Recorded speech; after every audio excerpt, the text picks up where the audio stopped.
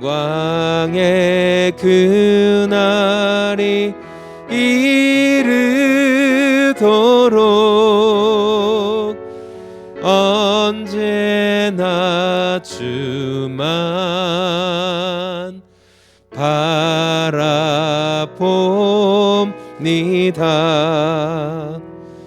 좋으신 하나님, 언제나 나를 생각하시고 우리의 괴로운 때나 뼈아픈 눈물을 흘릴 때나 또 나의 연약함과 죄악으로 인해 우리가 시험을 받을 때나 또 우리가 몸이 약하여 질병으로 인하여 여러 가지 사고로 인하여 고통과 근심에 휩싸여 있는 잠 못 이루는 그 마음도 사람은 우리 곁에 없고 우리가 가장 소중하고 우리가 가장 아끼고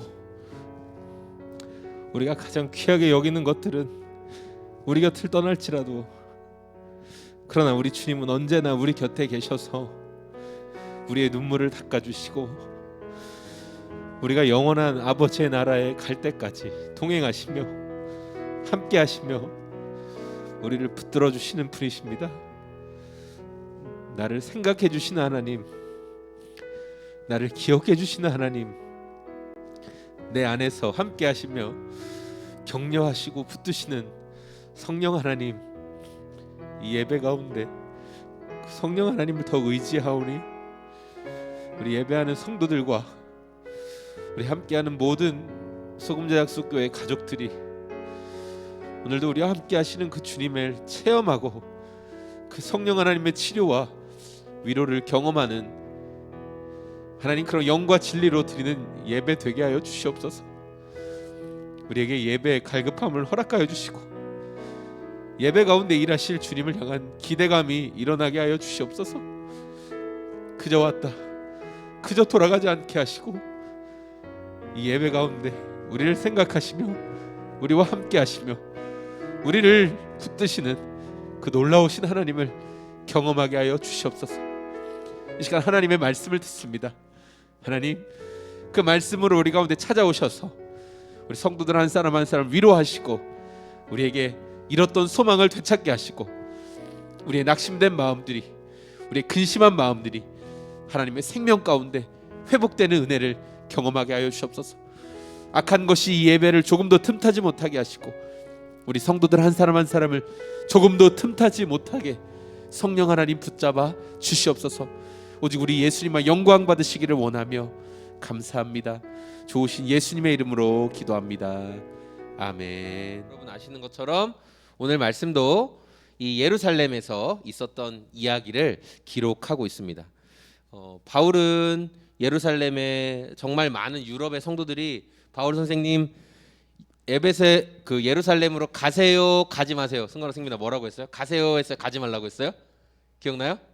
가라고 했어요? 가지 말라고 했어요? 바울에게 예루살렘으로? 손으로 표시해 보세요. OX. X. 오 맞았어. 저는 봤어요. 저 승관이의 마음속에 X가 떠오른 걸 봤어요. 맞아요. 가지 말라고 그렇게 이야기를 했는데 바울이 갔어요? 안 갔어요? 갔어요.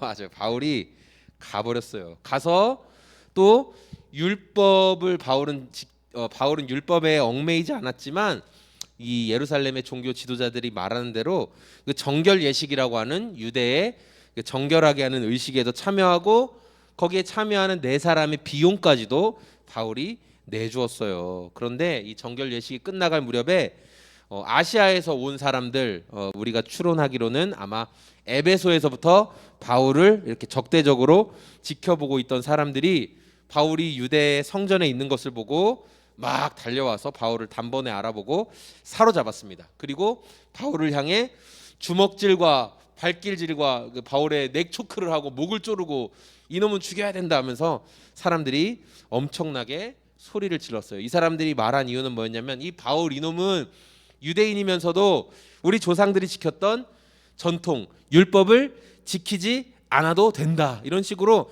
말하고 가르치고 다니는 놈이니까 이놈은 가만두어서는 안 된다라고 이야기했어요. 그리고 바울의 손을 정말 밧줄로 꽁꽁 묶어버리고 도망치지도 못하게 만들었어요. 바울의 생각보다 너무 빨리 바울이 사로잡히게 되었고 그리고 도망칠 수도 없는 상황에 놓이게 되었어요. 철저하게 난 이제 끝났구나, 답이 없구나라는 생활 속에서 하나님께서는 놀라운 방법으로 구원의 손을 뻗어주셨는데 누가 바울을 구출하러 왔을까요? 기억나세요? 로마의 운전수들? 로마의 군인들, 맞아요. 로마의 군인들이 한 200명 이상 되는 군인들이 막 달려왔어요. 이 로마 군인들은 예루살렘 성의 질서를 지키기 위해서 이렇게 딱 자리를 지키고 있던 사람들이었거든요. 그래서 이 군인들이 유대인들이 모여 있는 예루살렘 성정 근처에서 지금 큰 소동이 났습니다라는 이 소식을 듣자마자, 제보를 받자마자 엄청나게 달려가서 맞아 죽어가고 있는 바울을 발견하게 됐어요. 그래서 얼른 바울을 그들의 손에서 뺏어서 이제 군인들이 모여 있는 병영 안으로 이제 데리고 들어가서 좀 물어보려고 한 거죠. 여기는 너무 소리가 시끄럽고 난리를 치고 있으니까. 그때 사람들은 막 다 얘기하는 거예요. 바울 죽여야 돼요. 바울 죽여야 돼요. 막 난리를 치고 있으니까 병영 안으로 바울을 딱 데리고 들어가려고 하는데, 그때 바울이 막 정말 온몸을 두드려 맞고 다 죽어가는 상황에서 이 천부장에게 이야기를 하죠. 우리 말씀 같이 한번 읽어볼까요? 시작. 바울이 병영 안으로 끌려 들어갈 즈음에 그는 천부장에게 한 말씀 드려도 됩니까? 하고 물었다. 천부장이 당신은 그리스말을 할 줄 아오. 아멘.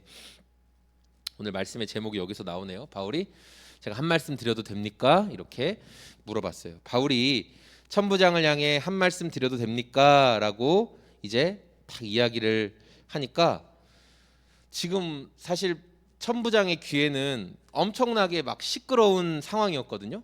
근데 갑자기 천부장이 일상적으로 사용하던, 로마인들이 일상적으로 사용하던 그리스말, 그러니까 헬라 말이 딱 귀에 딱 들리는 거죠.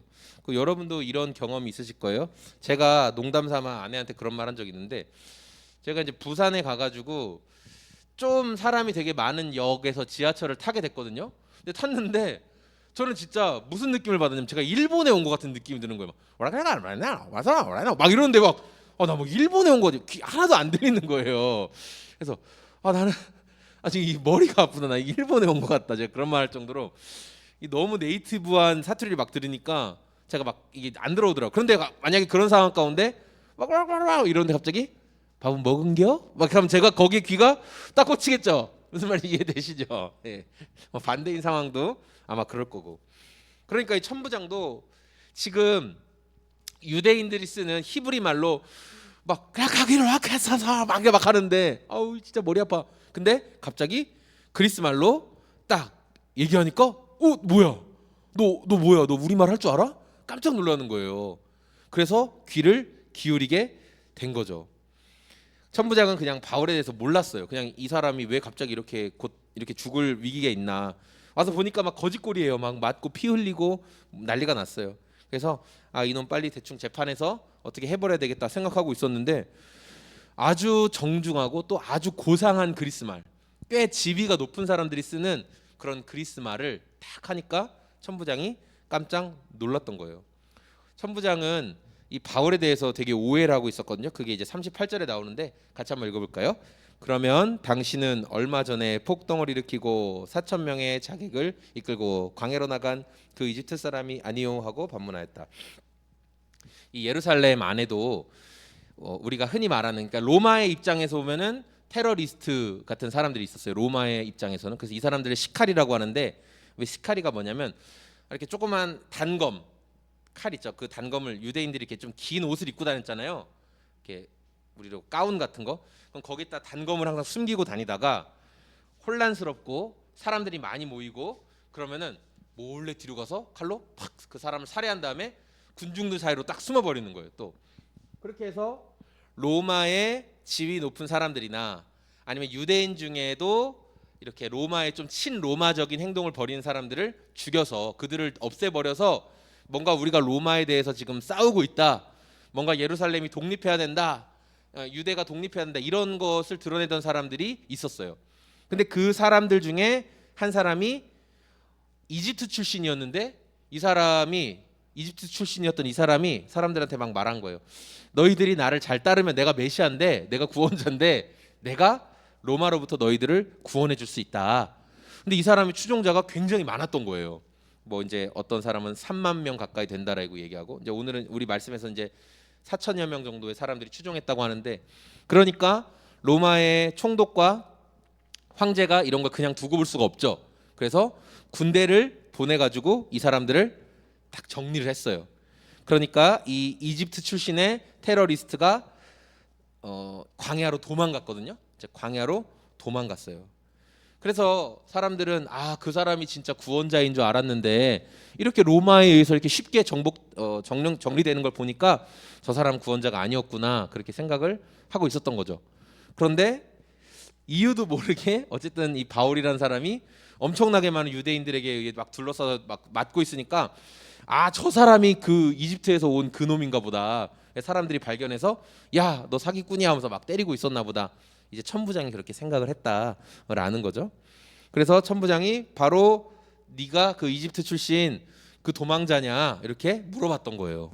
너 그 사람 아니야? 그러니까 이렇게 많은 유대인들한테 너희 동족들한테 맞고 있는 거 아니야? 그렇게 물어보고 있죠. 그러니까 바울이 천부장의 오해를 풀기 위해 하는 대답이 39절인데요. 같이 한번 읽어보겠습니다. 바울이 대답하였다. 나는 길리기아의 다소 출신의 유대 사람으로 그 유명한 도시의 시민입니다. 저 사람들에게 내가 한마디 말을 하게 허락해 주십시오. 그러니까 천부장에게 바울이 하는 말이 뭐냐면, 나는 이집트 출신이 아니다. 나는 유대인이다. 나는 정통 유대인이다. 나는 테러리스트와는 거리가 멀다. 나는 길리기아의 타르소스 출신이다. 이 다소라는 지역은 어떤 지역이냐면 로마의 큰 도시 가운데 하나였고, 특별히 아주 훌륭한 교육기관이 자리 잡고 있는 곳이 다소라는 지역이었어요. 그러니까 우리도 지금 그런 얘기 하죠. 뭐 어디 안동이면 뭐 양반 동네에 살았네 막 이런 얘기 하는 것처럼, 내가 다소 출신이다 이렇게 얘기하면 그 교육열 높은 동네에 살았네. 저 사람 배운 사람이네. 이렇게 로마인들은 딱 생각할 정도로 다소라는 지역은 굉장히 이렇게 좀 인식을 인정받는 곳이었어요.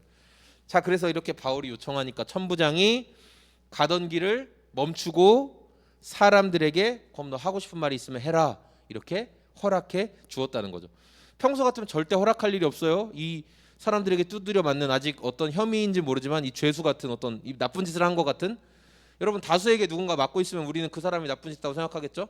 그 사람에게 뭐 항변할 기회를 뭘 주겠어요. 재판하는 것도 아닌데. 그런데 바울에게 기회를 줍니다. 바울이 히브리 말과 그리스 말을 유창하게 사용함으로 굉장히 중요한 순간에 예수님을 전할 수 있는 기회를 잡았다라는 거죠. 그가 유창한 말을 할 수 없었다면 이 긴박한 순간에 천부장의 마음을 움직일 수가 없었을 거예요. 그리고 유대인들에게 예수님의 복음을 제대로 말할 수가 없었을 거예요.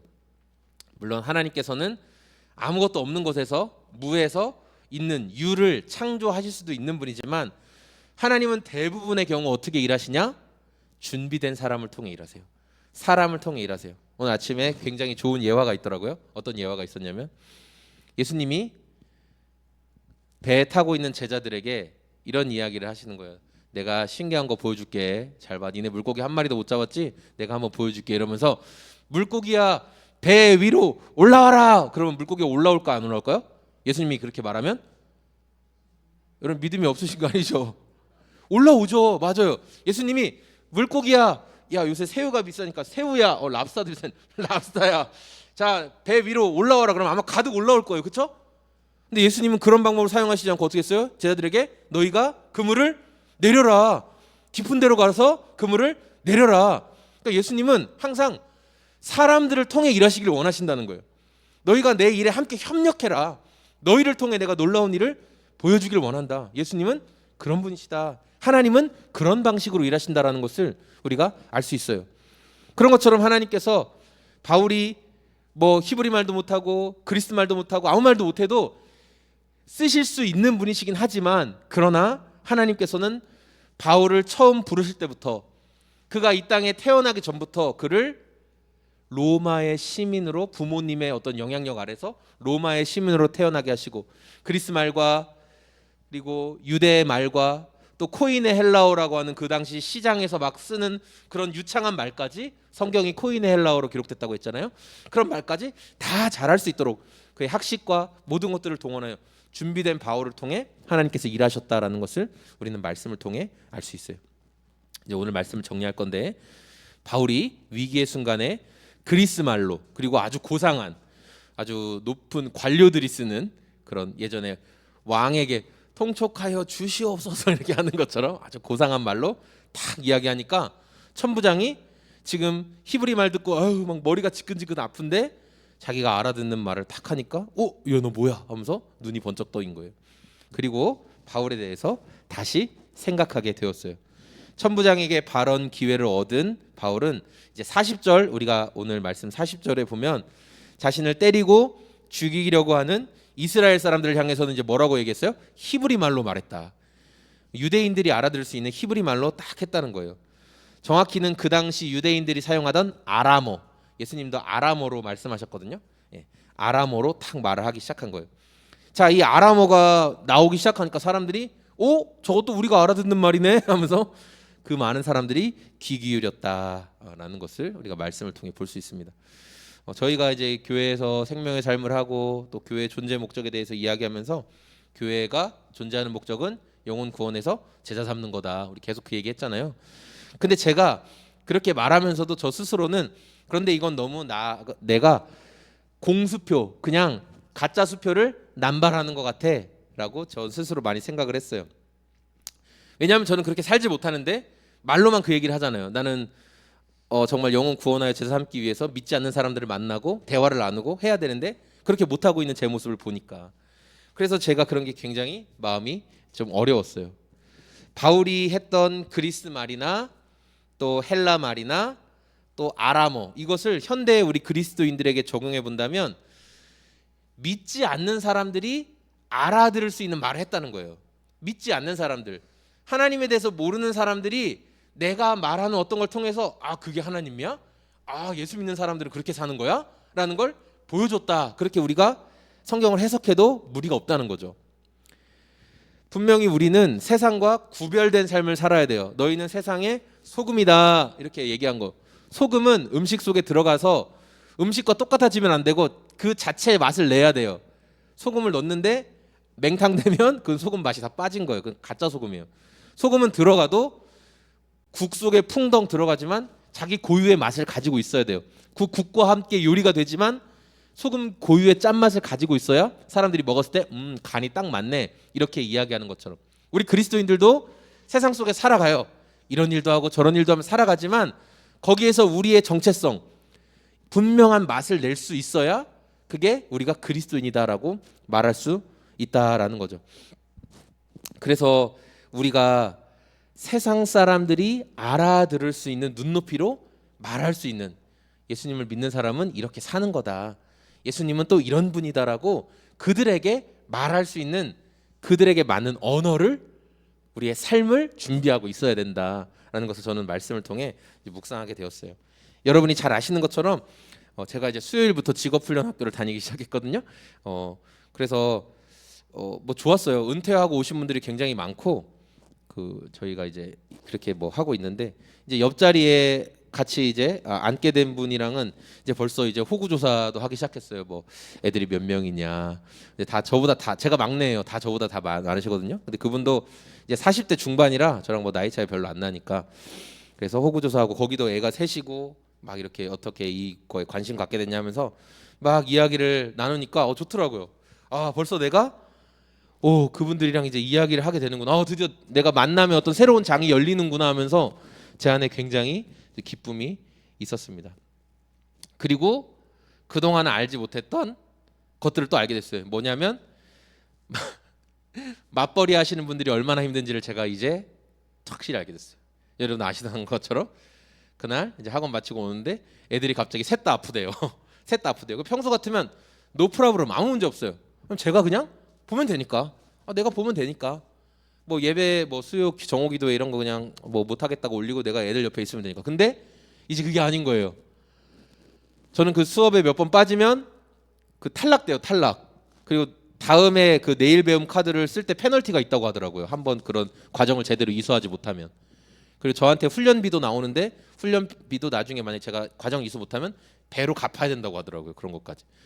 그러니까 조퇴 한번 하기에 지각 한번 하는 거, 또 결석 한번 하는 게 이게 쉽지 않다는 걸 되게 많이 느끼고, 그러면서 맞벌이 하는 분들이 진짜 힘들구나. 이걸 제가 또 피부로 이제 맛보게 되는 그런 경험도 하게 되었습니다. 우리가 오늘 이 말씀을 통해서 바울이 꼭 전하고 싶은 한마디 말이 있었잖아요. 예수님을 전하고 싶었는데 그는 그것을 유대인들이 알아들을 수 있는 말로도 또 로마인들이 알아들을 수 있는 말로도 할 수 있는 사람이었다. 이걸 우리 삶에 적용한다면 우리 또한 내 주변에 만나는 사람들, 내가 관계를 맺고 살아가는 많은 사람들이 있는데 그들에게 나의 삶을 통해 저들이 알아들을 수 있는 말로, 행동으로 예수님은 이런 거야, 믿음은 이런 거야, 교회는 이런 곳이야라는 것을 우리가 그들의 말로 알아들을 수 있게 전할 준비를 해야 된다. 우리도 제가 한 말씀 해도 될까요? 라고 말할 수 있는 준비가 필요하다. 오늘 저와 여러분들이 정말 그런 한마디 전할 수 있는 그 각자에게 맞는 말씀이 준비되어 있는 그런 저희들의 삶이 다 되시기를 소망합니다. 아멘. 우리